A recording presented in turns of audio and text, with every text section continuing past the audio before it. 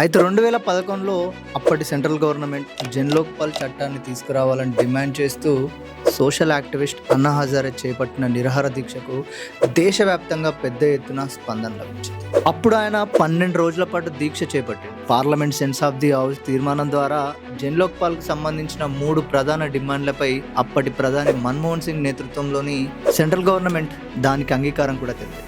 అయితే central government ఇచ్చిన హామీ నేపథ్యంలో అన్నా హజారే నిరాహార దీక్షను విరమించారు. ఇప్పుడు మరోసారి దేశవ్యాప్తంగా లక్షల మంది విద్యార్థుల భవిష్యత్తుకు సంబంధించిన అంశాలపై ఆందోళనలు కొనసాగుతున్నాయి. అయితే దీనికి సపోర్టుగా ప్రముఖ విద్యావేత్త, సామాజిక కార్యకర్త సోనం వాంగ్చుక్ విద్యార్థుల తరపున గలమెత్తుతూ గత 17 రోజులుగా ఢిల్లీలోని జంతర్ మంతర్ వద్ద నిరాహార దీక్ష చేస్తుంది. సోనం వాంగ్చుక్ లేవనెత్తుతున్న ప్రశ్న కేవలం ఒక పరీక్ష గురించి మాత్రమే కాదు, విద్యా వ్యవస్థలో ట్రాన్స్పరెన్సీ, అకౌంటబిలిటీ ఉండాలనే అంశం గురించి కూడా. కానీ ప్రభుత్వం ఇప్పటి వరకు దీని గురించి పట్టించుకున్న దాఖలాలు లేవు. నిరాహార దీక్ష కారణంగా సోనం వాంగ్చుక్ హెల్త్ అయితే రోజు రోజుకి క్షీణిస్తుంది. అయినప్పటికీ ఆయన తన సంకల్పాన్ని మాత్రం కోల్పోవట్లేదు.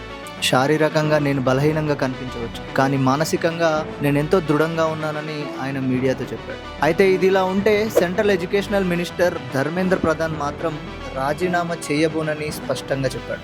ఒక ఇంటర్వ్యూలో ఆయన సీజేపీని అండ్ దానికి మద్దతిచ్చే వారిని దేశ అభివృద్ధిపై నమ్మకం లేని విధ్వంసక శక్తుల బి టీమ్గా వాళ్ళ గురించి చెప్పాడు. అయితే సోనం వాంగ్చుక్ సాధారణ ఉద్యమకారుడు మాత్రం కాదు. లడఖ్లోని ప్రభుత్వ స్కూళ్ళల్లో ఉత్తీర్ణత శాతాన్ని 5% నుండి 75%కి పెంచడంలో ఆయన చాలా కీలక పాత్ర పోషించారు.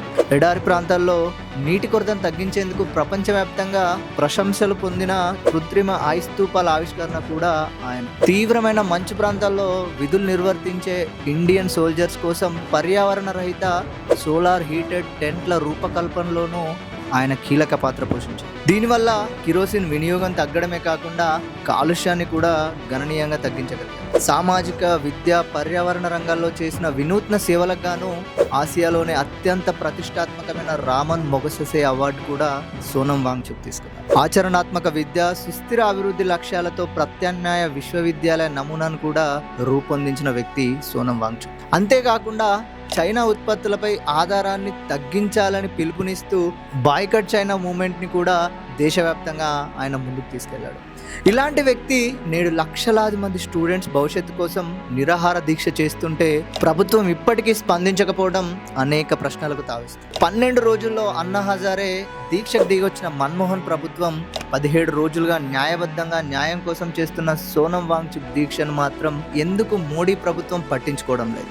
సోనం వాంగ్చుక్ దీక్షపై ఇప్పటికీ స్పష్టమైన చర్యలు కనిపించకపోవడం కూడా ఇప్పుడు చర్చనీయాంశంగా మారింది. విద్య దేశ భవిష్యత్తును తీర్చిదిద్దే అత్యంత శక్తివంతమైనది. ప్రపంచాన్ని మార్చే శక్తి ఒక్క విద్యకు మాత్రమే ఉంది.